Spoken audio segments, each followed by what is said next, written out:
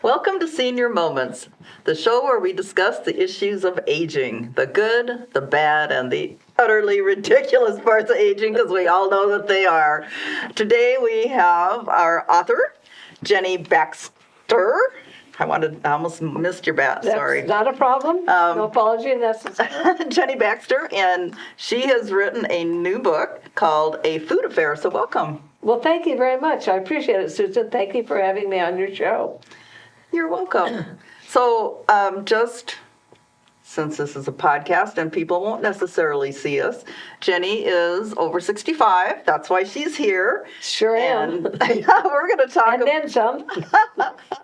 So we want to celebrate the fact that after 65, we still have a life, and that's what we're doing today. You bet we are. And yes, we do. So tell me about your book. My book is a very unusual cookbook. There's a lot of sensuality throughout my cookbook. When I was researching on the best-selling books, I found that sex and food are the two top sellers. So I thought, why don't I put them together? So I did, and A Food Affair is a result of that. And it's a book that has vignettes before each chapter that talk about that chapter and before each recipe. And there's a storyline. I see a fisherman flying on a serene alpine lake that I just instantly fall head over heels for. Never even met him, but I just have this attraction to him. And by chapter 3, we're lovers. But it's a very tasteful book. It's very sensuous, but very tasteful. Okay. So how did you come up with the recipes to go with your story? I've been cooking since I'm 11 years old. That's a long time. That's considering I'm way over 65. Yes. So you know what? I mean, some of these were like from. I have a cousin that loves to cook, Linda Malmquist, and she and I exchange recipes all the time. I have friends that like to cook. Some I would see in like a magazine or a cookbook, and I'd normally try it their way first, but probably 9 times out of 10, the second time I made it, I change it to make it my own. Just like today, I had some workers at the house, and I had cut this recipe out of a magazine that it was a pasta recipe. And it was very, very simple. And it said to lay the uncooked ravioli or tortellini in the bottom of a pan, and then to add the sun-dried tomatoes, and then whip eggs and milk together. And, they said to use Monterey Jack cheese and something else, and I went, oh, now look this is an Italian recipe. We need to use Italian cheeses, okay? And we don't need to use milk. We need to use half and half. So I didn't even try it their way the first time because it didn't look like it should for an Italian recipe. So today I created it. The crew loved it. So that's how a lot of these recipes turned out, too. Okay. Now, I'm just curious about the half and half. Is that more Italian than using milk? It's more creamy. It's more creamy than just straight milk. And I thought that with the cheeses in this dish, and it needed to have something more, the texture needed to be more creamy. Okay. That makes sense to me. I tend to do the same thing. Oh, good. Yeah. I have a cookbook called Chocolate. It's a chocolate cookbook. Chocolate Delight, I believe. So my New Year's resolution when I got that book was to go through the book and make every recipe in it, which is probably the only New Year's resolution I've ever kept. But what a great resolution to keep. It was a lot of fun. But there was one recipe that I just made the other day, and I was talking to a friend of mine on the phone and went, well, I didn't use white chocolate, I used dark chocolate, and I didn't do this, I used that, and I didn't do this, I used that. But other than that, I followed it just the way it said. I think when you've been cooking a long time, you can spot right away what it needs or what you can omit. I mean, that's just human nature, And many of these recipes in this book I also created myself. So, okay. It's kind of a conglomerate of a lot of different ideas for recipes. Okay. And So, they're all from scratch. all right. So there isn't anything canned, frozen, or, everything here you make like cooking should be. Oh, absolutely. I made cream of chicken soup for the first time the other day from scratch, and it was so much better than anything that I've ever gotten canned that I probably will never buy canned cream of chicken soup again. No, I mean, why would you? I mean, the flavor is there, and it's not this clump that plops in the pan when you open it up. Exactly. No, it's creamy, it's smooth, velvety. Yeah, good for you, Susan. It was really good, but I used it in a crock pot recipe, and I don't think I would do that again Okay, because I don't think it held up, under that long, Right. high temperature. it It's not- started to separate a little bit. Yeah, it didn't. The flavor, it separated a little bit, and Yeah. the flavor wasn't quite as rich as it was when I Sure. first put it in there. So Sure. I would do something different about that. Try it. Yeah. But back to your book. Yes. Do you cook the fisherman's fish? Do I cook the fisherman's fish? Yeah. I cook the fisherman. Let's put it like that. All right. Well, you set up the scene for me, and you got the fisherman, and you fall in love with him. I thought, well, did he bring the fish, and did you guys cook together? Well, there actually is a chapter that's about the fisherman, the fish, and I. So, Okay. but you'll have to read the book to see what I'm referring to. I will do that. I will do that. And I did give a copy of your book to my niece who went to the culinary arts school over at Columbia College. Love that. And my niece is one of those people that I'm always ready for her to go, oh, yeah, thanks, and put whatever it is aside. But this book she really liked. Oh, so. that makes me so happy. Thank you so much for that great compliment, and tell her I said thank you as well. Yeah, whenever something like this goes out into the culinary arena where people like your niece, are around food all the day, that kicks me up a notch, I feel, to have someone from that arena compliment me. So thank you very much. Oh, you are welcome. And thank you, because giving her something she really liked is like a big score for me, too. Good. Well, we both made it out. Yeah, we both won. So what kind of challenges did you have in writing this book? I thought that after the 12th chapter, the book was finished. And I had previously self-published a cookbook, Jenny Loves Olive Oil, using Calaveras olive oils. So I thought that would get me right into the market I wanted to be in. And then I found out that the publishing world does not look upon self-publishing as being published. So I contacted an agent in the LA area. He said, I want you to do a chapter 13. And I said, oh my God, what could I have left to write about? He said, do something with aphrodisiac foods. So I went to the market and I walked up and down the produce aisles. I went to several markets and thought, okay, how could I make this an aphrodisiac? Okay, well, you know what? I put together the 13th chapter. So, that was a challenge for me. Other than that,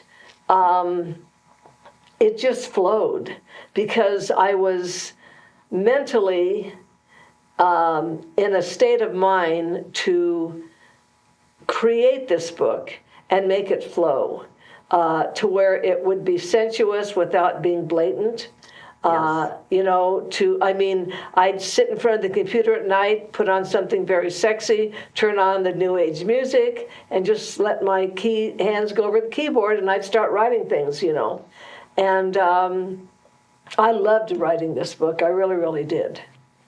Okay, so then this book is one that if I had it as an audiobook and I had my windows down and I was stopped at a light, I wouldn't have to be embarrassed because the guy next door could hear me listening to this book. Hey, you could have your window down and you'd still be okay. That did happen to me one time. I was listening to a book on tapes in Stockton at a stop sign, and all of a sudden it goes into this detailed sexual exploit, and I was like, oh my gosh, no! Roll the window up quick, shut it off! And Stockton, of all places to be, oh my God. It was truly You're lucky you didn't have somebody horrifying. climbing in your car. Yeah. But getting back to the Yes. aphrodisiac Yes. aisle, which I didn't know we had an aphrodisiac aisle in our grocery store. but Well, what we kinds- don't. I mean, I just looked at, like, say, look at the shape of an avocado. It looks like a teardrop buttocks, Okay. So I mean, I had to kind of put myself in a position to really be creative. And, okay, could I do this with a lemon? No. Could I do this with a head of cauliflower? Probably not. But there were certain things that I could stretch a little, but I could make it happen. Sure. So, yeah. Now, see, the avocado, I would have said womb. It looks like a Womb. womb. Okay, very good. Yeah. Yeah. So, okay, so at least we see the resemblance there. Exactly. Exactly. And then what about oysters? Did you have to include oysters? Because I did not. They are aphrodisiac. I mean, they're everything that you've heard they are. They are. But no, I did not. No, I didn't. Okay, well, that would have been a little trite, let's say. You were much more creative with your Yes. chapter than. Tried to be, yeah, Yeah, so it's on Amazon right now? Yes, it is. It is on Amazon now. It's 280 pages. Okay. And it's $29.99. All right. And you can get it in either hardback form like this, or you can get it ebook. Oh, okay. So and the ebook is less. And pretty soon, Amazon is in the process of creating a website for my Food Affair cookbook. Okay. And pretty soon, the viewers and the listeners will be able to go straight to my website and click on a button. It'll take them right to ordering my book. So if I got this in the ebook form, how do you do the recipes in ebook? I don't know. Okay. I'm not sure. I'm assuming you just read it and then you just take it to the kitchen with you and prop it up on something and follow along, Oh, okay. See, I listen to everything audio. When I do Oh, no, I ebooks, didn't say audio. I said ebook. Okay. So you got like a Right. Kindle in your. Okay, that makes more right. sense. Yeah, Yes. yeah. All right. Yeah, I've started putting a lot of my old recipes on my computer because they're getting so full of, food stains and they're wearing Yeah. out and they're fading. But I do find that I still print the recipe out and drag it into the kitchen with me because Sure. it's just easier to have that piece of paper than to have, Yes. have my laptop sitting there. I guess I could do that, but then I'd probably end up getting flour in the keys or, God knows what I'd end up doing to that poor laptop if I had it in the kitchen. I understand that. I have 2 file drawers of recipes. In fact, I spent the weekend, I'd been cutting out recipes for years, and I'd stuff them into a box or a bag or whatever, Finally, I said, I've got to quit dragging this from one room to the next, Uh-huh. So I covered now we have like about an 8-foot long kitchen table. So, no, it's probably 10 foot long. So I laid everything out. It took me probably a week, but I was able to go through them all and toss. And I'm looking at some and going, why did I even think I wanted to make this? So into the trash it would go. But then for the others, I got them organized and cut, and then I put them in. And that recipe I made today for the work crew was one I had cut. So I thought to myself, okay, from now on, any meal I plan to make, I'm going to hit for one of those 2 file drawers and pull out something new, because I went through all the trouble of organizing and cutting them and saving them. So now I want to start using them. Yeah, So, kind of like my chocolate resolution. Exactly. So do you like to read cookbooks? I like to sit down and I swear, I like to just read I love them. recipes. I love them. If I lived in the city, I'd spend every Sunday with a cup of tea at a bookstore going through the cookbooks. I love cookbooks. They're just, they speak to me, I guess is what I should say. So yeah, I do. I do too, and I don't know if they speak to me per se, but it just fascinates me to go through cookbooks and look at different recipes, and some of them I'll try and some of them I won't. But Sure. I don't know what that's all about. Well, you know what? I keep thinking, the 8 notes of a scale. Look at all the music that has come from that, the 8 notes of a scale. And I compare it to food by saying, onions, garlic, peppers. Look at all the food you can make with onion, garlic, and peppers, So that's what fascinates me about cookbooks is that, and every author of a cookbook has their own way to prepare onions, garlic, and peppers. I did not know that. Yeah, I mean, look at Emerald. His standard is he puts onions, garlic, and peppers in everything. That's his go-to, Okay. Ina Garten, she's another one that uses a lot of that, And then there's some, that use other things as their go-tos, So it just kind of fascinates me to go through and see, what is their primary ingredient in a lot of their recipes, What is the primary ingredient in a lot of your recipes? Garlic. Garlic, okay. Garlic, yes. Garlic. Garlic for 2, because if you kiss, you both got to have the garlic, right? You bet. Either that or quickly brush your teeth. Yeah, something like that. I did find a really nice cookbook at the Sonora Library. It was in their used book sale. Oh. And it was kind of like this because the recipes it was a history of a certain part of New England, basically. So all the recipes fit the history, and then they had little stories about where the recipe came from. I love that. Oh yeah, it was a really good book, and I gave it to a friend of mine who was a chef, and he really liked it. And then he unfortunately passed away, and I tried to get it back, but that was the one cookbook that wasn't on his memorial. They had a lot of his cookbooks out, so people could just take them. And I looked for that one, and that was the one that I could not find. But that was nice of you to share. Yeah. See, I love things that are unique. That's why I like this book so much, because it's unique. There isn't another cookbook on the market that has sex and food in the same book, Uh-huh. So, yeah, so I like that. That sounds really, really, I would have enjoyed a book like that myself. Yeah. So do you have a follow-up coming up for this? We have a sequel of I left a chapter where I could go into a sequel if I decide to do it. Okay. And I already have where it would take place, and I already have the title. Okay. So I just now have to see how this one sells. Okay. And then take it from there. So you've got the place, the title, and you need 285 pages. A little bit more thicker than this one? Maybe so. One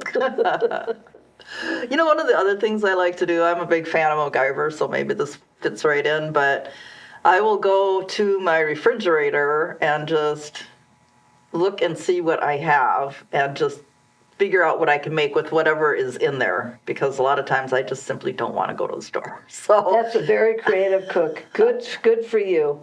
All cooks that are creative have that same concept. I applaud you for that. well, thank you.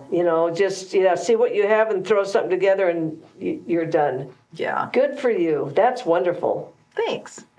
I did make a really good spaghetti sauce one time, and the person that I was living with at the time said, "Now you better write that down." And I went, "Oh no, I'll remember what I did." I should have written it down. Exactly.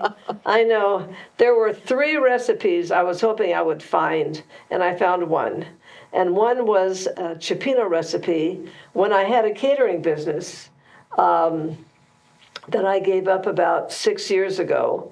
I had catered for Gay Callan at Chatham Vineyards. And she had purchased cioppino bowls for her crew. And I made cioppino for them one year. She said, "Jenny, I was raised in San Francisco. This is the best cioppino I've ever had."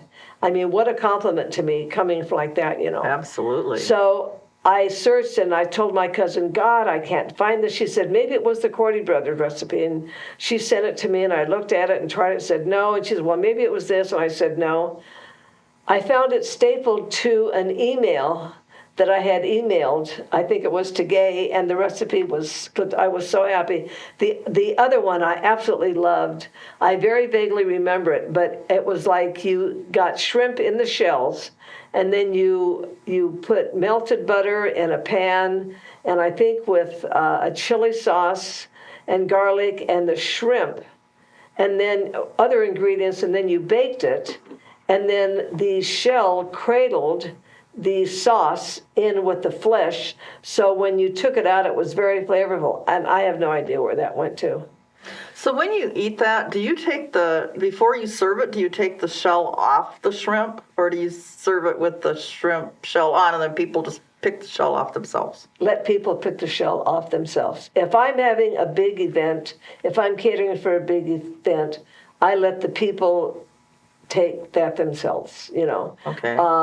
for a couple of reasons. Number one, it's very time consuming, and labor is money. So I try for my clients to not have to tack on, extra hours to peel shrimp when, and it makes a prettier presentation too, I think. Okay. So, And do you head on or head off shrimp? I head off. I don't cook it with the head on. Okay. In fact, I don't even buy it with the head on. Emerald would be ashamed of me, but Oh, why? I've seen shrimp with the heads on at Costco. That's where I do a lot of shopping, and I always get the ones with the heads off because I don't know what the heck I'd want that head for. yeah, it's just, well, there's some purists, that, just want to take it from scratch and do it. The same way with crab, I ask them to clean it at the market. And I just say, please clean this crab, and they do it, and, because I don't know. I don't want to spend my time on the waste. I want to get to the heart of the meal, Right. And I'm pretty sure I'd want the crab already cleaned for me as well, Yeah. because that's a really tedious task. Oh, boy, yeah. Yeah. Although when I was younger, I was the only one in the house that didn't like shrimp. So that was my job, was to peel the shrimp, because that's the way my mom would know that the shrimp would all get into whatever she was making for dinner, because she knew I would not touch those things. Well, tell me, do you like shrimp today? I do. Good. I do. And I like ocean fish. I grew up on the Wolf River, and I just Oh, wow. detest river fish. It's too fishy for me. So the whole time I was growing up, there were just two foods I wouldn't eat. And I mean, I ate vegetables. I ate everything. I didn't like macaroni and cheese, and Surprise. I didn't like fish.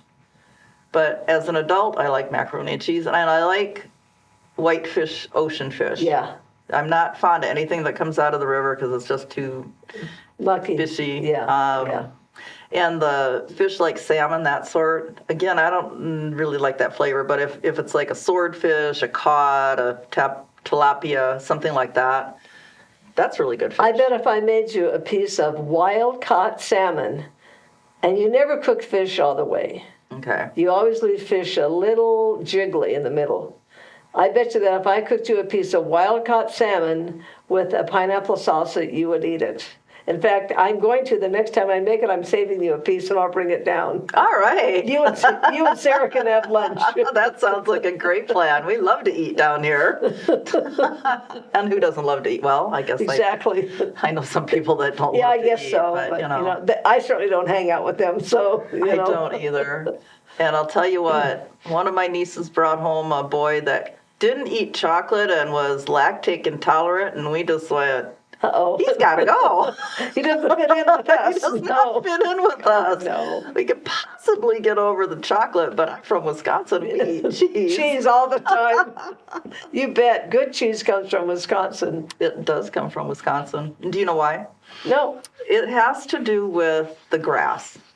So we had a local cheese, I don't know what you call them, cheese makers. Anyway, we'd go to the local cheese factory, and that's what you do in Shawano. You go to the local cheese factory, you get your cheese, you get your curds, and the son of this particular gentleman moved to Oklahoma, and he decided to make cheese there, and it was not the same, I'll be even darned. though they were using the same process. So what they figured out was it was the grass. It was the difference in what the cows were eating. Well, grass-fed meat is even better than, your beef that's raised on grain, Right. So that's interesting, though. I didn't know that. I learned something new today. See, you're never too old to learn something new, no matter what age you are. That's right. I left my glasses, but what I was going to ask you, Susan, if you would read the names of the chapters to our listeners and viewers, so that might entice them to take a look at this book. Okay, so chapter 1, Clandestine. Thank you. You're welcome. Clandestine encounters, which are our appetizers. Chapter 2, warm-hearted affair, which is our soup. Chapter 3, flirty first, which is our salad. And didn't you say by 3 you guys are already in bed? Yeah, you're right. Okay, so we're getting into bed now, guys. Chapter 4, rising desires. Okay, never mind. I'm not going to say that on the air. That's your breads. Chapter 5, something on the side dishes, which doesn't work well with love. We don't want anybody going on a side there. No, we don't. Chapter 6, steamy encounters, which is your vegetables. Chapter 7, hot and heavies, entrees. Chapter 8, the morning after, breakfast. Do you include a mimosa or something like that? I do have that in the beverage chapter. Okay. Chapter 9, wet and wild is our beverages. Chapter 10, fire desire, which is our condiments. Chapter 11, moonlight morsels for 2. Midnight snacks. Oh, that's going to be a good chapter. Chapter 12, bittersweet goodbyes, dessert. And is there chocolate in there with that bittersweet? There's lots of chocolate in there. Oh, good. And chapter 13, let food be your foreplay and foreplay be your food. Oh, I love it. Thank you. Thank you. Thank you for reading that. Oh, you're welcome. You know, we all have to help each other out. And, You bet we do. If that print was a little smaller, I would have had to grab my glasses. But fortunately, it was right in that sweet spot where I can read it really well. And we got some good lighting here. Yes, we have very good lighting here, for sure. Well, thank you for coming on today. We're about out of time. So My pleasure. Thank you for having me. Oh, you're welcome. And I'm looking forward to that salmon. Yes. Yes. And for the sequel, correct? Absolutely. The salmon and for in the sequel. Yes, I'll be interested to find out if it's the same fisherman or if you find I don't know, a cowboy maybe next time. We'll find out. Actually, I'm going from a prince to a king. Oh, all right. Not literally, but, from a younger to an older. Oh, that will be fascinating. Yes, very much so. All right. Well, thank you again, Susan. I've thoroughly enjoyed this today. You're welcome. And to all of our listeners, please stop in and check us out the next podcast. And one of these days I'll figure out how I'm going to say goodbye to all you guys and not stumble through like I just did now. But thank you and show up again next time.